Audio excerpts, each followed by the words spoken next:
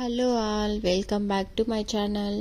ఈరోజు అయితే ఒక డెలిషియస్ రెసిపీతో మీ ముందుకు వచ్చేస్తున్నాను. అదేంటంటే బఠానీల కుర్మా అండి. పక్కా రాయలసీమ స్టైల్లో చూపించిపోతున్నాను, చూసేయండి. ముందుగా మిక్సీ జార్లో తెల్లగడ్డ, ఎర్రగడ్డ, టమాటో కట్ చేసుకొని వేసుకోవాలి. తర్వాత ఎండుమిర్చి పొడి, అలాగే కొరియాండర్ పొడి వేసుకొనేసి, స్పైస్ ఎక్కువ కావాలంటే మిరప్పొడి ఇంకొంచెం వేసుకోండి.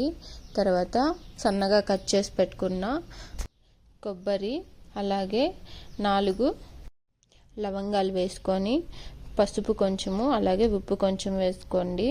అది మెత్తగా గ్రైండ్ చేసుకోవాలి.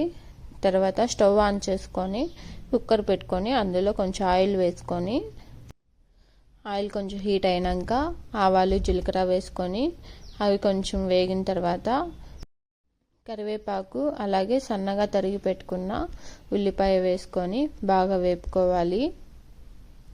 కొంచెం బ్రౌన్ అయ్యాక ఇలా వేపుకున్న తర్వాత పచ్చి బఠానీలు కడిగి పెట్టుకున్నాను, అవి వేసుకుంటున్నాను. ఒకవేళ ఎండు బఠానీలు అయితే ముందు రోజు నైటే నానపెట్టుకునేసి తెల్లారి ఇలా వేసుకుంటే సరిపోతుంది. పచ్చివి అయితే డైరెక్ట్గా వేసుకోవచ్చు. ఇలా బఠానీలు వేసుకొని కొంచెం సాల్ట్ వేసుకొని ఇలా కలుపుకోవాలి. ఇలా 5 మినిట్స్ అలా కలుపుకుంటూ కొంచెం రోస్ట్ అయ్యేంత వరకు పెట్టుకొని పచ్చివాసన పోయేంత వరకు ఇలా వేపుకోవాలి. ఇలా వేపుకున్న తర్వాత మనం మసాలా వేసుకుంటాం కదా, ఆ మసాలా ఇందులో యాడ్ చేసుకోవాలి. ఇలా మెత్తగా రుబ్బుకోవడం వలన కర్రీ కూడా సాఫ్ట్గా ఉంటుంది. సో ఇలా మసాలా వేసుకున్న తర్వాత బాగా కలుపుకోవాలి. ఆ మసాలా కూడా కొంచెం వేపుకోవాలి, ఎందుకంటే పచ్చివాసన అనేది పోతుంది. ఇలా కొంచెం వేగిన తర్వాత ఉల్లగడ్డ కట్ చేసి వేసుకుంటున్నాను. ఇంకా క్యాప్సికమ్ కూడా వేసుకోవచ్చు.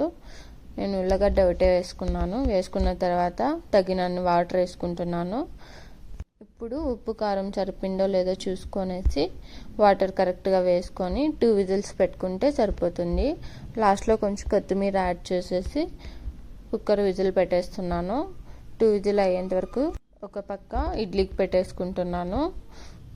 ఇడ్లీ, దోశకి, అలాగే సంగటికి చాలా బాగుంటుంది ఈ కర్రీ. అంతేనండి, 2 విజిల్స్ తర్వాత ఇలా వచ్చింది. చూడండి ఎంత బాగుందో. తప్పకుండా ట్రై చేసి చూడండి. Thanks for watching and please subscribe to my channel. Bye.